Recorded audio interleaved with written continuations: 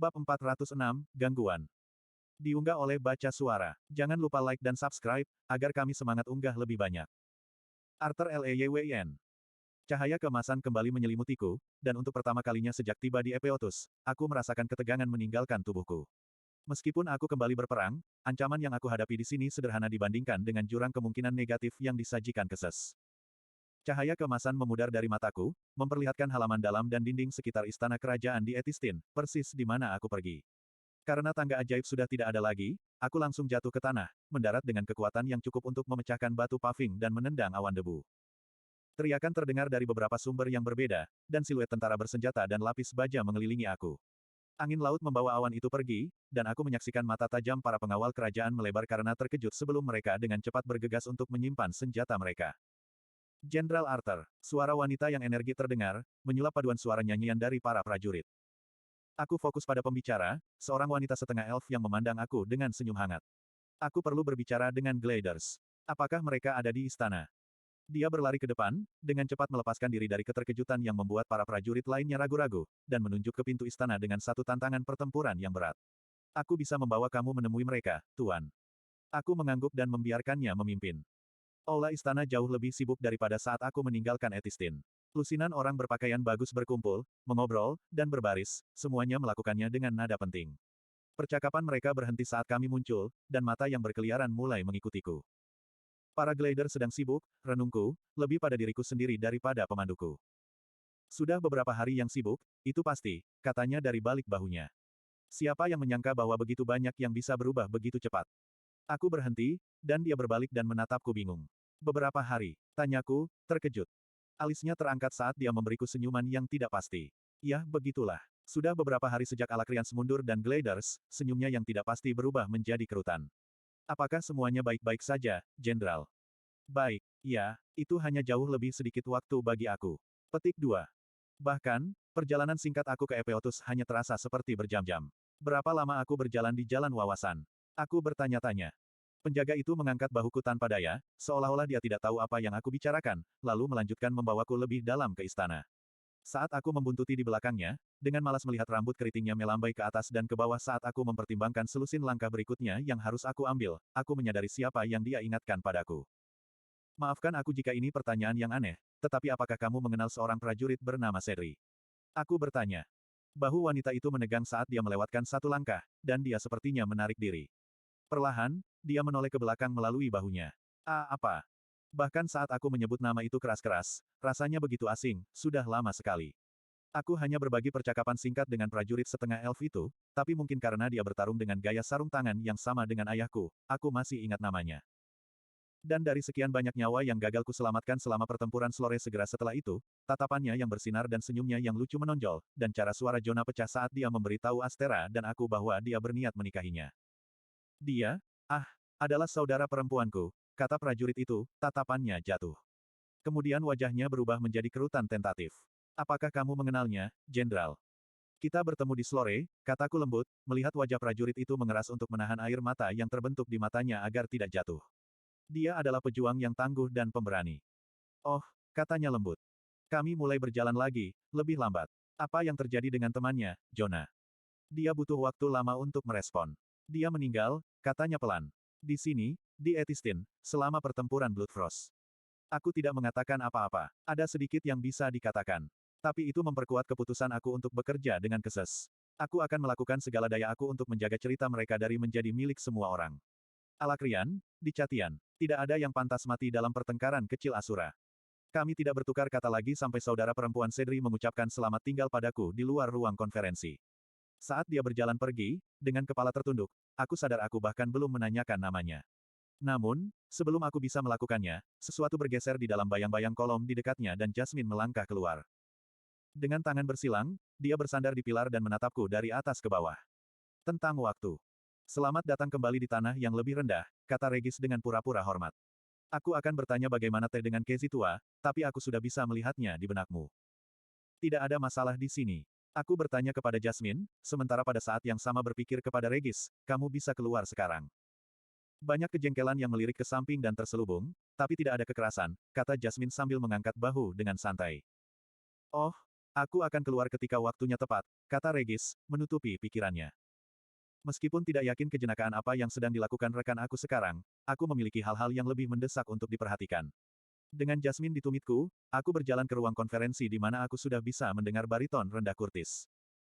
Di dalam, duduk di sekitar salah satu ujung meja mahoni berornamen, Curtis, Catelyn, dan Lyra Dreyde sedang mengobrol dengan setengah lusin bangsawan berpakaian rapi. Lyra melihatku lebih dulu dan dengan cepat melompat dari tempat duduknya dan membungkuk.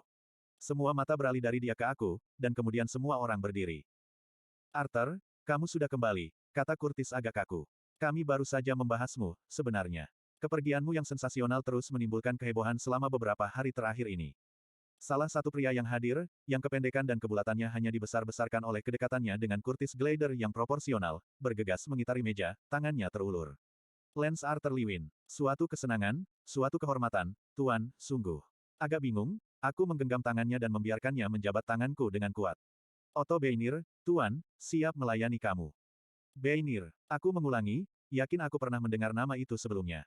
Curtis, yang berjalan untuk bergabung dengan kami, meletakkan tangannya di bahu pria itu. Rumah Beinir yang terhormat adalah teman lama keluarga aku. Otto di sini sangat diperlukan dalam menyatukan kembali kota ini. Aku melihat lebih dekat pada pria gemuk itu. Rambut coklatnya melingkar dari kepalanya dengan warna yang tidak terlalu cocok dengan kegelapan alisnya, dan kulit wajahnya ruam dan bopeng. Mata hijau rumputnya sangat tajam, dan ada ketajaman, sebuah kelicikan, terkubur di dalamnya. Dan yang lainnya ini, tanyaku, menarik tanganku dari Otto.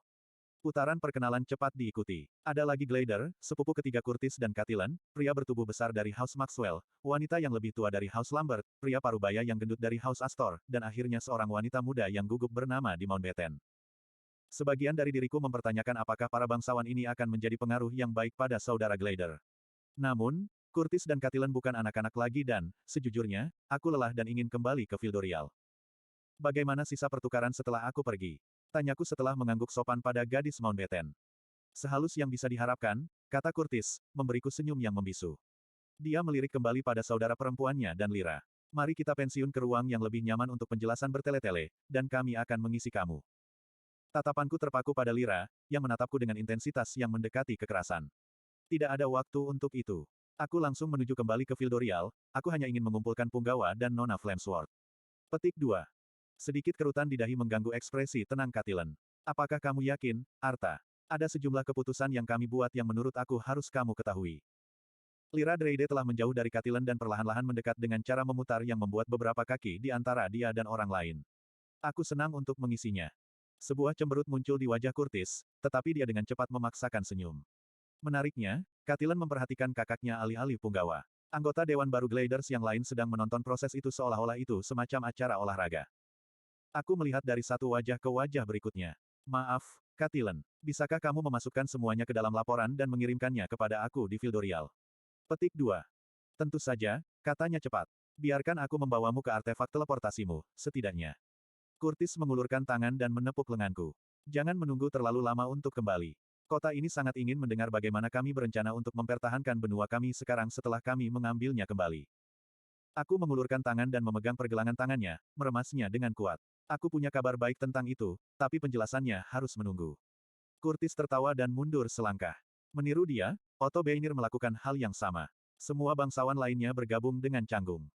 Sampai nanti, kata Curtis. Kepada saudara perempuannya, dia menambahkan, aku akan berada di sini bersama Beinir dan yang lainnya setelah kamu selesai, Kat.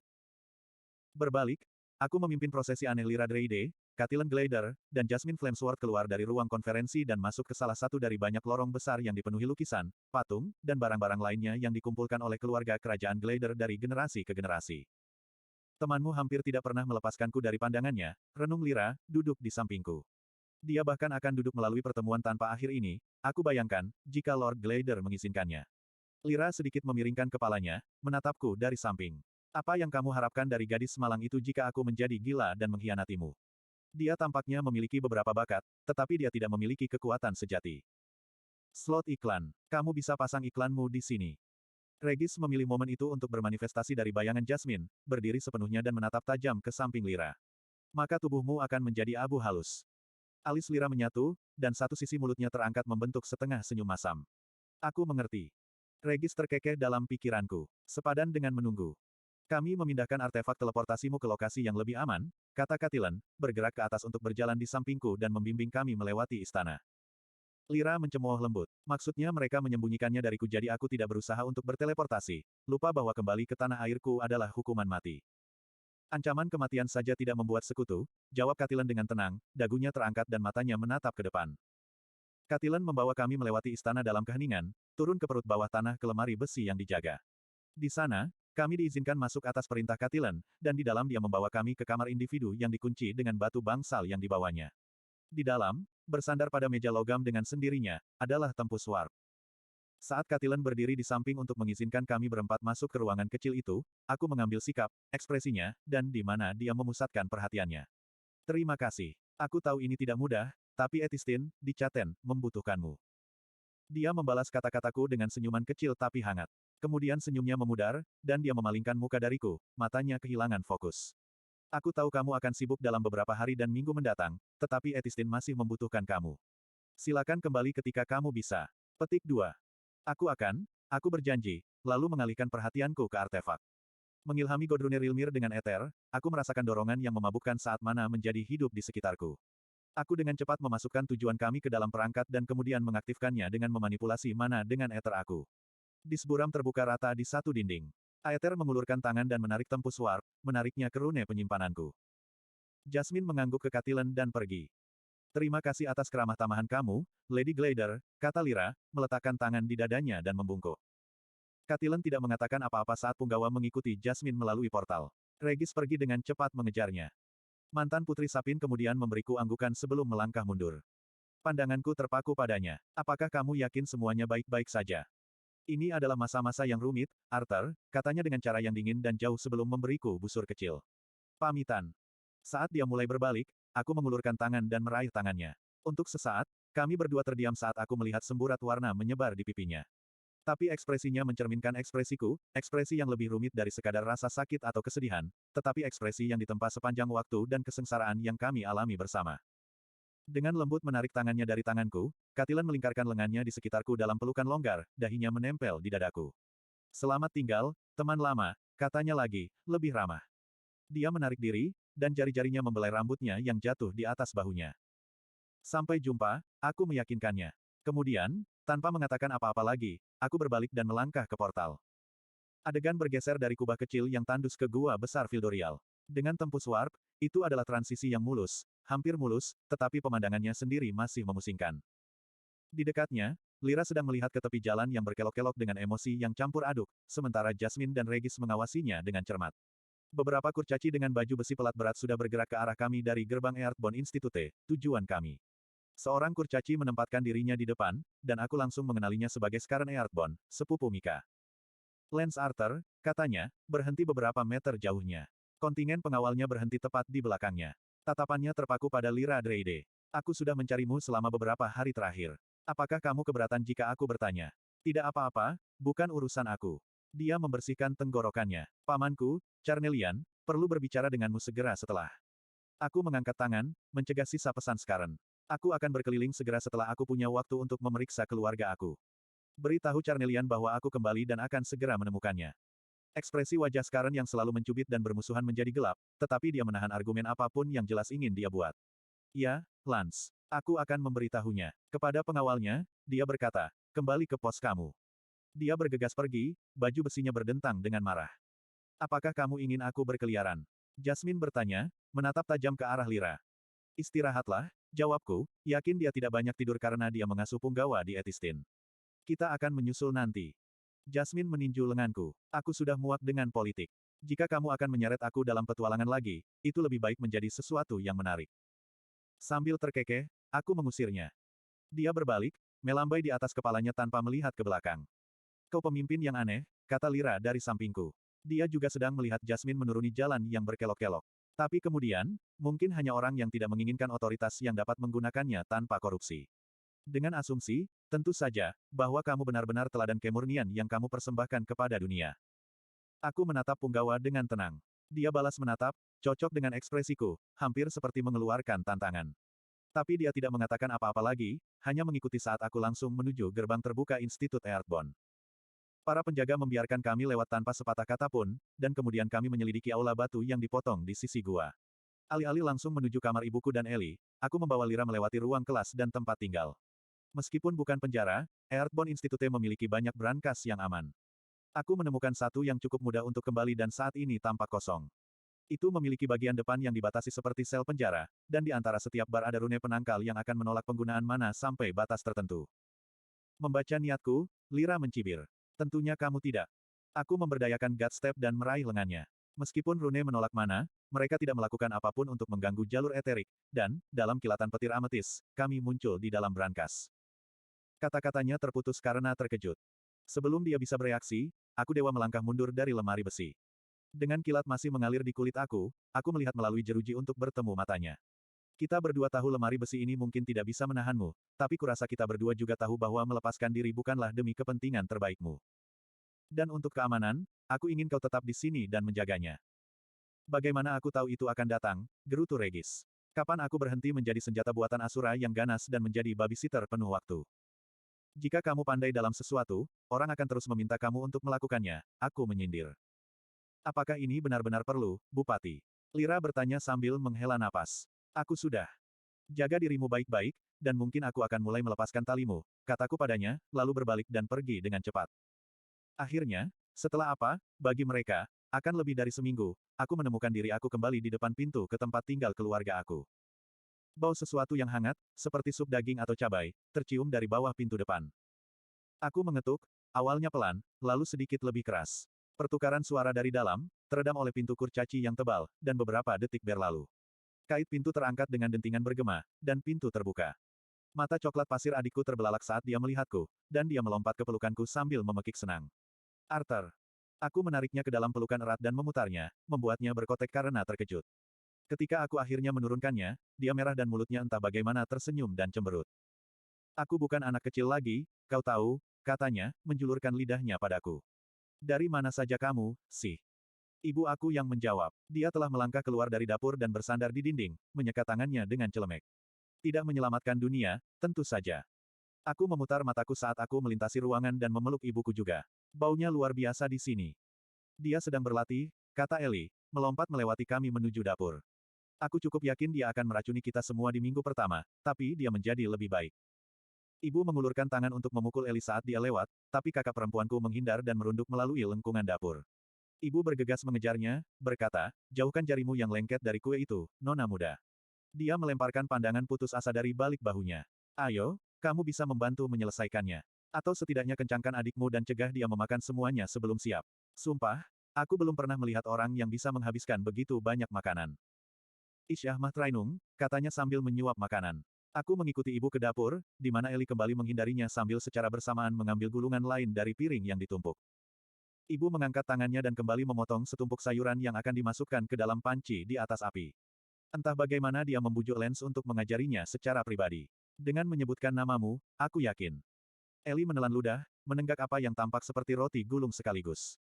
Hei, setelah semua hampir mati dan berlari dan bersembunyi, menjadi seorang Liwin harus datang dengan beberapa keuntungan. Suaranya menghilang saat ibu membeku, dan wajahku sendiri jatuh. Maaf, kata Ellie cepat, segera menyadari perubahan suasana hati. Aku tidak bermaksud seperti itu. Ibuku berdiri kaku sejenak, tetapi ketika dia berbalik dia tersenyum. Jangan khawatir tentang itu, sayang. Kamu benar, kami telah melalui banyak hal. Aku senang mereka mengajarimu, karena kakakmu terlalu sibuk menyelamatkan dunia. Mereka tertawa bersama, meskipun sedikit canggung, tetapi suara itu saja membuat semua godaan mereka sepadan. Ini lagi, balasku dengan serangan pura-pura. Kamu terus mengatakannya seolah itu hal yang buruk. Kurasa aku bisa membiarkan dunia berakhir. Dengan begitu aku tidak perlu khawatir tentang Ellie yang pernah berkencan. Mom tertawa lebih keras dan sedikit lebih tulus kali ini, ketika Ellie tergagap karena marah dan melemparkan roti ke arahku ke dapur. Aku mengambilnya dari udara dan menggigitnya. Namun, saat aku mengunyah, sebuah kekuatan berkobar jauh di bawah institut. Aku tersentak pada dampak mentalnya, tetapi Ellie dan ibu tidak menunjukkan tanda-tanda memperhatikan. Melihat ke bawah ke kakiku, aku meregangkan indraku. Gelombang aether yang tiba-tiba dan tajam meledak seperti geyser di suatu tempat di bawah, mengirimkan kilatan mana yang memantul ke seluruh institut. Itu cukup kuat sehingga pasti orang lain seharusnya merasakannya. Arthur, kata ibu, memperhatikan pandanganku yang jauh. Apakah ada yang salah? Aku tidak yakin, kataku, menuju pintu. Tetap di sini, dan aku melakukan kontak mata dengan adikku, panggil Bu, untuk jaga-jaga.